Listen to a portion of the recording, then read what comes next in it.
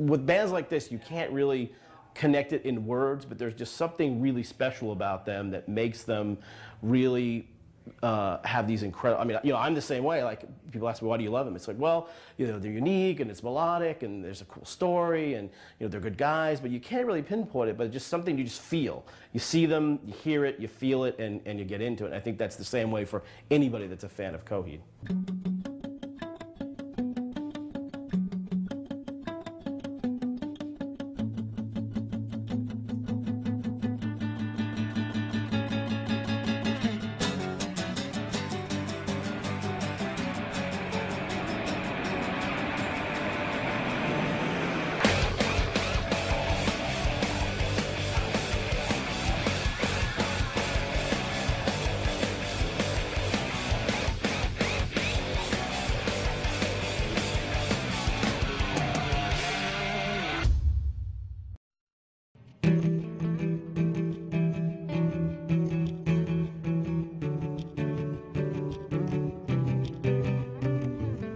When I was younger, I grew up, you know, when I was a kid, grew up around music.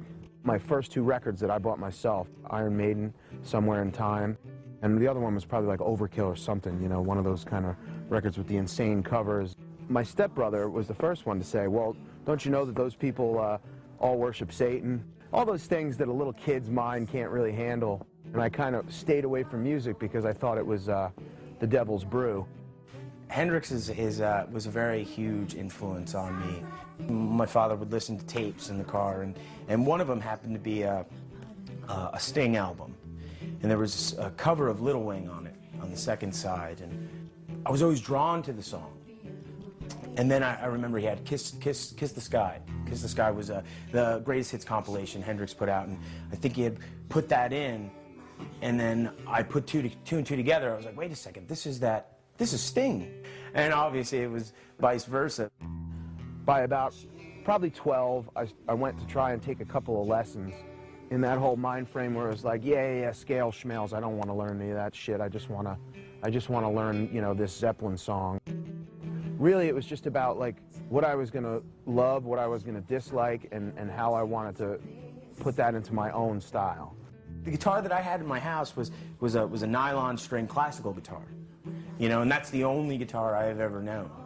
When I moved to Nyack, I met Pat Sayers. The two of us became friends, I think, simply because he was wearing a Def Leppard t-shirt and I was wearing a Guns N' Roses t-shirt.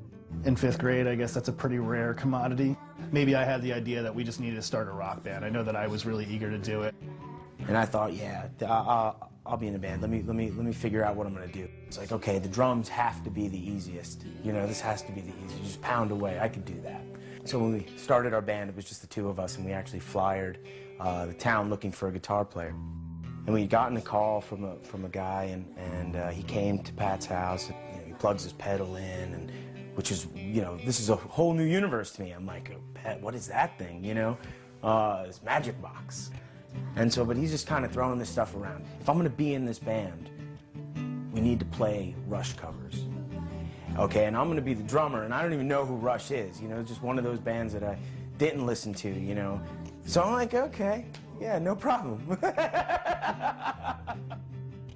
We think it goes well, and he leaves, and later that night, a friend of his calls, my friend Pat, and he tells him that, you know, you guys are nothing but a bunch of dreamers. Nothing's gonna happen for you. And I got pissed.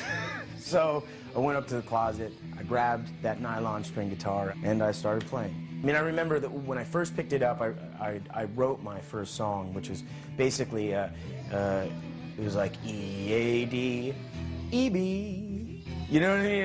It was just ridiculous. Like, I think I wrote my first song, which I later found out I think was like a Metallica intro of some sort. I think I just kind of started pushing naturally into just writing. Started writing songs at about 12 years old, and you know, started actually playing with our friend Rory, who actually had a drum set in his house, so he became the default drummer. My father was a guitar player, as was Claudio's, so we just always had instruments around. The first probably proper band where we played our first shows was a band called Dark Ecstasy. It was very sort of doom and gloom, silly, devil lyrics and so on and so forth. Stuff that 14-year-old kids really love. There's a lot of names I can't remember. Toxic Parents, Jumblehead, Sexual Jellyfish, Soul Canyon, Knights of the Round Turntable. Rory, and he was telling me, he's like, I have a friend that wants to start a band. My father played in local bands, so did Travis's father. And I think at that time, that's when I had to meet Travis. I just had to meet Travis. I really needed to meet Travis.